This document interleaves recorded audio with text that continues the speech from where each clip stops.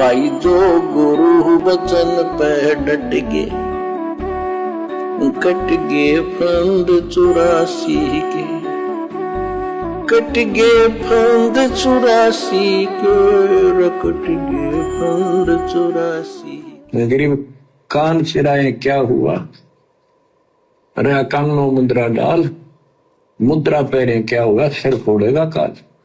कहते सच्ची भक्ति बिना भाई ये दिखावा कितना कर लियो, इससे कुछ नहीं बनने का। और यदि सच्ची भक्ति लेकर मर्यादा में न रहे तो भी कुछ नहीं बढ़ने का। अगर सच्ची भक्ति लेकर सतगुरु से अगर मर्यादा नहीं निभाई, गुरु को इष्ट नहीं माना, गुरु की पीठ पीछे नियम तोड़ता रहा, मुख पर वचन करे परमाना और घर पर जाए करे विज्ञाना। गुरु जी के सामने तो हाँ जी गुरु जी, हाँ जी गुरु जी, और गुरु जी के पीछे से सारे नियम तोड़ दे। तो जब तक गुरु जी आश्रम में थे तब तक तो हाँ जी गुरु जी, हाँ जी गुरु जी, और गुरु जी के जेल जाते ही सबने राजनीति कर दी, सबने कुपात्रों को ज्योति और पाठ का पैसा दे दिया, सब गुरुदेव के परिवार के काल प्रेरित कुकर्मों में सहयोग दे रहे हैं, आरक्षणों में, गुंडों की सीबीआई जांच में, जाट भवन बनवाने में, स्टेडियम बनवाने में। तो इसको कहते हैं मुख पर तो करे परवाना और घर पर जाए करे विज्ञाना। इसको कहते गुरु को मानुष मानना। तो सत भक्ति लेकर भी यदि हम मर्यादा तोड़ेंगे तो भाई और बहनों फिर भी हम पार नहीं हो पाएंगे। ये तो सिर धड़ की बाजी का मार्ग है, सिर धड़ की बाजी का मार्ग। बच्चों के जो गलत साधना झूठे गुरु हैं, जो झूठे गुरु हैं जिनको पूर्ण ज्ञान नहीं है, उनको बताया है कि ये हाथों में वेद लेके करते हैं, वेदों का पाठ करते हैं, गीता का पाठ, पुराणों का पाठ, भागवत का पाठ। ये यम के दूत समझो पूरा अज्ञान बताते, फिर कहते गरीब कान चिराए क्या हुआ, रहा कानों मुद्रा डाल। ये कन पाड़े कान पड़वा के उसमें गोड़ गोड़ सिल्ले से डाल लेते हैं। कहते मुद्रा पहरे के हुआ, सिर फोड़ेगा काल।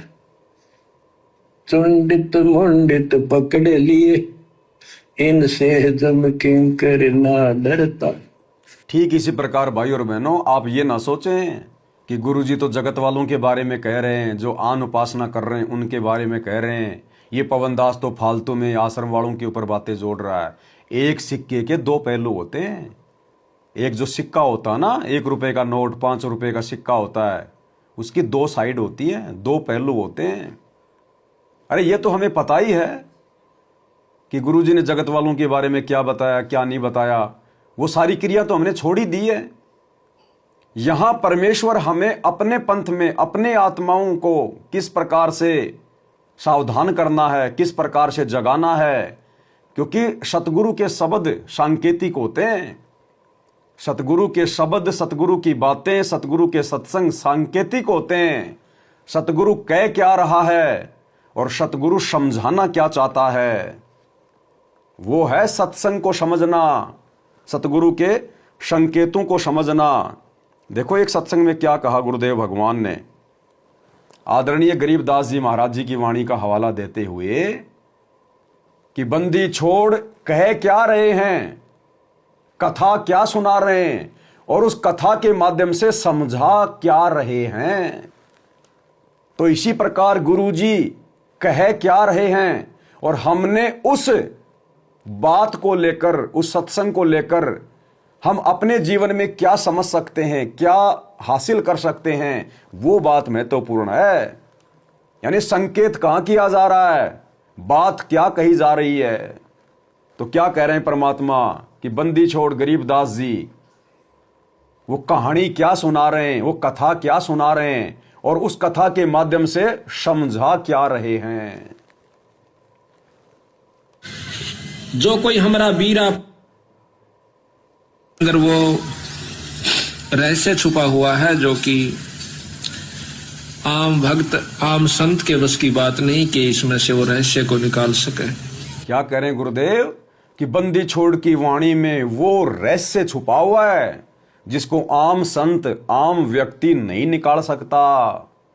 बंदी छोड़ कथा क्या सुना रहे हैं और उस कथा के माध्यम से समझा कुछ और रहे हैं। ध्यान से सुनो,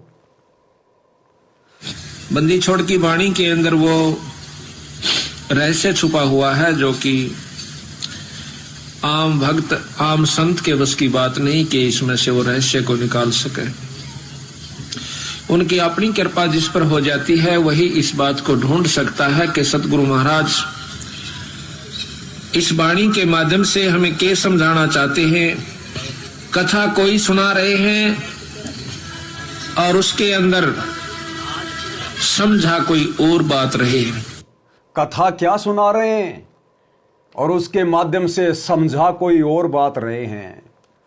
तो ठीक इसी प्रकार भाई और बहनों, गुरुदेव भगवान जगत वालों को आधार बनाकर और इस 2 कोटि के जीव पवन दास को निमित्त बनाकर संगत में कहाँ कमजोरी है, संगत में क्या कमी है, संगत कहाँ गुरुदेव के ज्ञान के विरुद्ध चल रही है, कौन चला रहा है, ये बातें साथ संगति के वीडियो के माध्यम से आप और हम तक पहुंचाना चाहते हैं। तो कोई ये ना समझे कि गुरुजी तो जगत वालों के लिए कह रहे हैं और पवन दास तो मैनेजमेंट के ऊपर जो है इस बात को सिद्ध कर रहा है। ये सतगुरु के वचन है, एक बार फिर से सुन लो।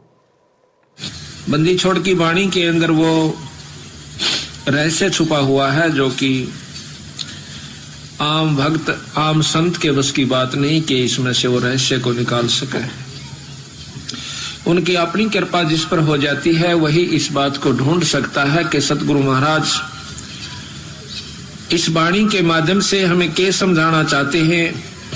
कथा कोई सुना रहे हैं और उसके अंदर समझा कोई और बात रहे।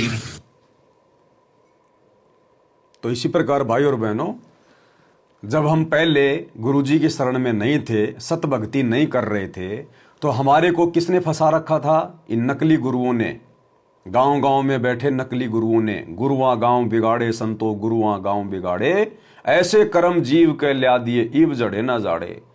तो पहले जब हमको सत भक्ति प्राप्त नहीं थी तो हमारे को ये नकली गुरु, साधु, संत, महात्मा ये हमारे को भ्रमित करते थे। और जब हमें सतगुरु की शरण मिल गई उसके बाद काल प्रेरणा से उन नकली गुरुओं की भूमिका निभा रहे हैं हमारे कोऑर्डिनेटर, गुरुजी के बेटा बेटी, भाई बंधु, रिश्तेदार, आश्रम संचालक, बड़े बड़े सेवादार। क्योंकि ये गुरु के ज्ञान को गहराई से नहीं समझ पाए, ये गुरु को ही नहीं समझ पाए तो गुरु का ज्ञान भला कहां से समझ पाते। तो आज गुरुदेव के सत भक्ति मार्ग में गुरुदेव का परिवार, ये कोऑर्डिनेटर, ये लोग नकली गुरुओं की भूमिका निभा रहे हैं, काल के दूतों की भूमिका निभा रहे हैं। इसलिए भाई और बहनों, हमने तो अपना आत्म कल्याण करवाना है ना, तो हमने समझना पड़ेगा कि काल हमें कहां और कैसे ठगेगा और किन के माध्यम से ठगेगा। क्योंकि अब गुरुजी से ज्ञान लेने के बाद हम उन नकली संतों की ठगी का शिकार नहीं हो सकते, वो तो हमें साफ साफ दिखाई दे रहे हैं।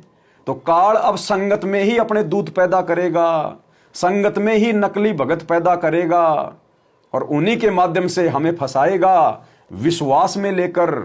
तो बरवाला कांड के बाद नादान संगत गुरुजी के परिवार के विश्वास में आ गई, उनको गुरुजी का बेटा बेटी समझकर कोऑर्डिनेटरों के चक्कर में आ गई, विश्वास में आ गई कि हमारा कोऑर्डिनेटर तो सारनाम प्राप्त है, ये हमारा कोऑर्डिनेटर है, ये तो 20 साल से भक्ति कर रहा है। भैया, जिसको ज्ञान समझ में नहीं आया वो थोता भांड है, थोता भांड, चाहे उसने 50 साल से नाम क्यों ना ले रखा है। ये भक्ति किसी के पीछे देखा देखी में नहीं करनी, ये भक्ति गुरुजी के परिवार को देख के नहीं करनी होती है, ये भक्ति किसी कोऑर्डिनेटर के पीछे आंख बंद करके करने की नहीं होती है, ये भक्ति अपने गुरु को देखकर और अपने गुरु के ज्ञान को देखकर करने की होती है। इसलिए तो परमात्मा कह रहे हैं कि बंदी छोड़, कथा क्या सुना रहे हैं और उस कथा के माध्यम से हमें समझाना क्या चाहते हैं।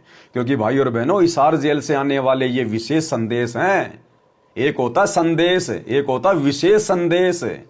तो ये विशेष संदेश केवल परमात्मा की विशेष आत्माएं ही समझ सकती हैं, अन्यथा परमात्मा ने सात संगतियां खड़ी करने की जरूरत नहीं थी।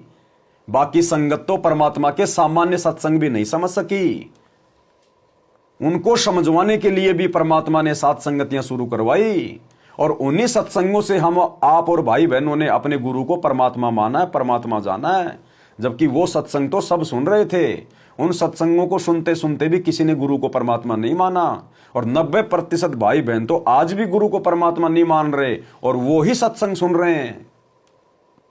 तो बताओ, अगर सात संगतियां परमात्मा शुरू ना करवाते अपना आशीर्वाद देकर, तो हम भी आज सतलोक आश्रम वाले भाई बहनों की कैटेगरी में होते, और हम भी उस दाढ़ी मूंछ वाली कबीर जी की फोटो को ही भगवान मान के पूज रहे होते, और अपने गुरु को मानुष मानकर अपने कर्म फोड़ रहे होते। तो भाई और बहनों, तत्वदर्शी संत के सत्संग बहुत सांकेतिक होते हैं, बहुत गूढ़ होते हैं। वो सतगुरु की विशेष रजा के बिना ना कोई समझ सकता है और ना कोई समझा सकता है। तो ये दया वर्तमान में हम सत्सेवकों के ऊपर हुई। भाई जो गुरु बचन पे डट गे, कट गे फंद 84 के, कट गे फंद 84 के, कट गे फंद 84 के। भाई जो गुरु बचन पे डट गे, कट गे फंद 84 के, कट गे फंद 84 के, कट गे फंद 84 के। भाई जो गुरु बचन पे डट गे,